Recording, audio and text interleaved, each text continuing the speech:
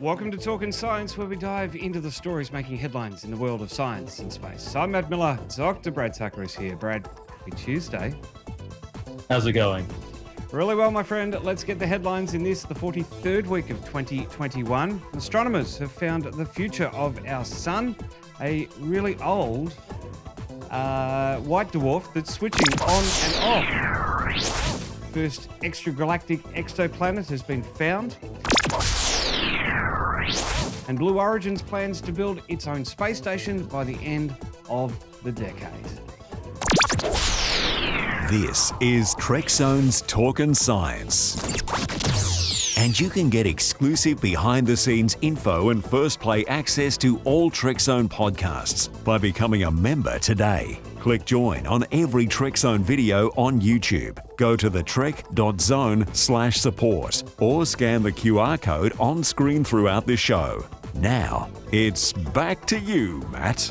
Well, thank you very much, Ross. And a quick mention of our socials. Trekzone's on YouTube, Twitter, Facebook, Instagram, and your favourite podcast feed. Find us, like, follow, and subscribe. Leave comments and ratings. That'll help us convince that almighty algorithm we're worth it. Brad, too, on social media, at btucker22 on Twitter, Brad Tucker on Facebook. Brad, our good friends over at spaceaustralia.com celebrated their second birthday last week. Rami and the team chalking up over 2 orbits of the sun while gathering space and science news from across this great country.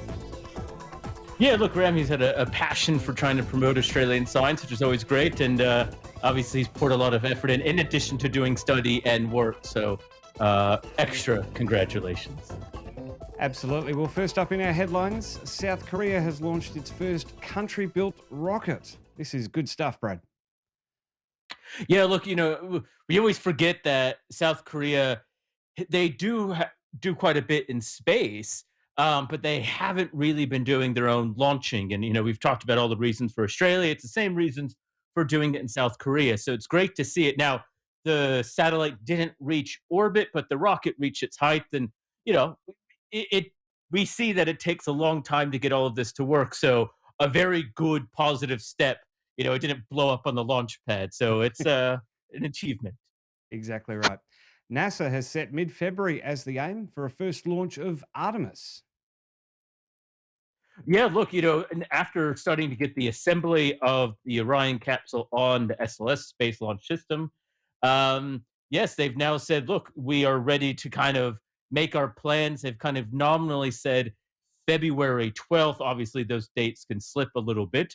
They're originally aiming for November this year, slipping into February. And again, look, people say, oh, well, they slipped. Yeah, but with the past year and a half of all the chaos and stuff like that, only slipping 3 months isn't dramatically that bad, in my opinion. Exactly right. Well, astronomers have used a planet hunting satellite to see a white dwarf abruptly switching on and off for the first time, Brad. Yeah, so, white dwarfs are something our sun will be in 5 billion years. They'll evolve, turn into a red giant, puff out. Those layers will essentially be shed and it'll turn into a white dwarf. Well, lots of white dwarfs are in binary systems, 2 stars orbiting around each other. And when you get the white dwarf near its companion star, the gravity of the white dwarf, because it's still mostly a massive star or has a lot of mass, can, through gravity, pull off the outer layers. And what we see is often as this happens, causes flares or eruptions. Well, in this case, we test has spotted these eruptions happening not on years or decades, but in some cases, hours. It is incredible stuff. And with the flow of material onto the white dwarf secretion disk, as you're talking about there, from the companion star, normally it's relatively constant. This is in such short timescales now.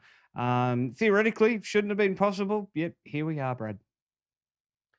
Yeah, generally we assume once it reaches what we call Roche-Lobe overflow, where you get this dumping of material into the companion or the white dwarf from the companion, it's a kind of a constant flow. Once you turn on the vacuum cleaner, it just keeps sucking. But as you said, in this case, clearly this wasn't what was happening. And now they believe that it's giving some insight into the magnetic field, the magnetism on this star. The sun has a big magnetic field. All stars do. Jupiter has a huge one, even. And it appears that something is causing, with the changing of the rate and the magnetic field, is causing these really quick so to speak, eruptions and changes in the flow. And as you said, something we just never really planned on seeing. Well, this is a glimpse at the potential future for our sun. We talked about its red dwarf phase last week. Plenty of stuff out there to show us where we're headed, Brad. Yeah, that's exactly right. And this is the way you do it is, people always say, well, how do you know what's going to happen to the sun? Well, yeah, we're not going to be here in 5 billion years, but luckily there's hundreds of billions of stars in the Milky Way to look at, and you can see them at different ages. And you could put that picture together, just as we don't know how any single human is going to evolve over time. We can look at different humans at different ages and put that picture together. So this is a very important part. And even though we don't have another star in our solar system, this is always a question of what is going to happen with Jupiter, as we were talking about last week. And, we think Jupiter is kind of a failed star. So this sort of thing could be, and probably is, quite common. But just because we've never looked on the scale of minutes, we really haven't seen this before. Now, given that white dwarfs are pretty common around the place, the hope now is to find more doing this to help us determine whether this behavior is common or a special occurrence, I guess, Brad. Yeah, that's exactly right. There's a ton of white dwarfs out there, and they even, you have Kepler that ran for 9 years. You can go and look back now at that data to see if any of the white dwarfs show hints of this. TESS is looking at lots of stars and will continue to do so. So yeah, you could really start to put the picture: is this a rare phenomenon, or is this common and we've just been missing it the whole time? And this is always the critical thing when you build a new camera or instrument or satellite and you look in a different way. Are we seeing things that happen all the time but we just never look this way, or are we seeing something unique? And those are both important questions to understand. Well, next up, Brad, we've been spotting exoplanets around the Milky Way for a little while now, but for the first time, we've seen one in another galaxy.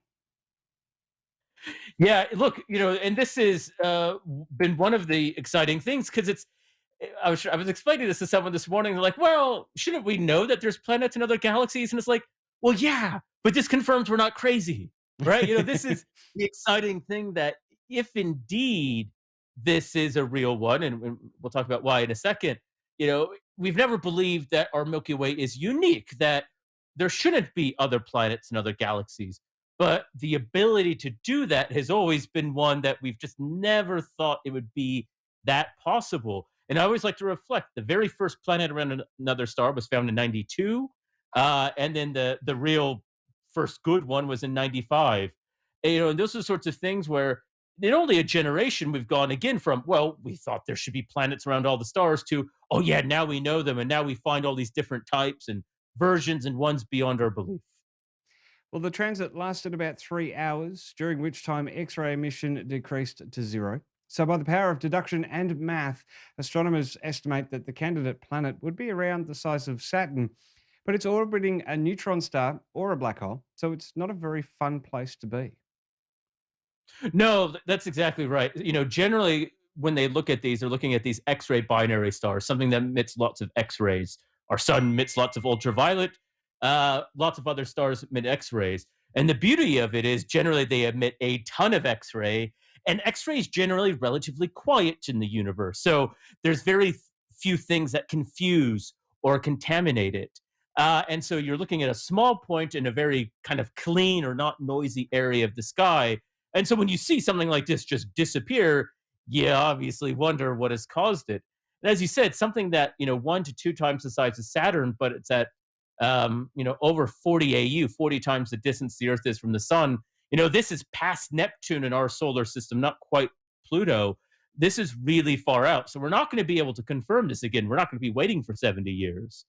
But then the question is, are we missing a lot of these planets? Well, quite possibly, because you only see it every 70 years. Things like Kepler and TESS have only been going for a short amount of time. So this is always one of these big questions of these long period planets. Yeah, absolutely. And as you say, 70 years to complete an orbit of its host star.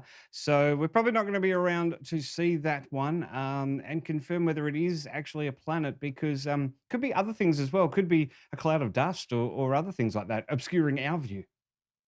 Yeah, look, there's a number, they kind of created this laundry list of, well, what could it be? What could it be? What could it be?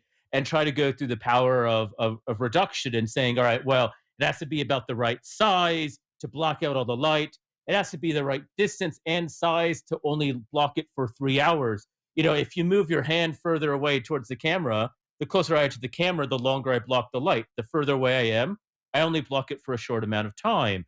And that's the same with this exact technique. So we can kind of gauge how close or how far away the object is. And so there was a number of things they went through. And yeah, this is the thing. It's you can't 100% say this is a planet in around another star in a different galaxy, but there's no reason to think they shouldn't exist. And it's the very first big evidence that we have. And I think this is the exciting thing. It's not just that, hey, we know everything about this. It's, hey, maybe this actually is possible. That's pretty cool. Now, I can only imagine the scales involved here, Brad. Not only do we have to zoom in on the galaxy, but then we have to zoom in further to see the star. Then again, to see the exoplanet transiting across, if indeed it is. It is incredible stuff, but some good luck came astronomers' way to make things a little easier, Brad.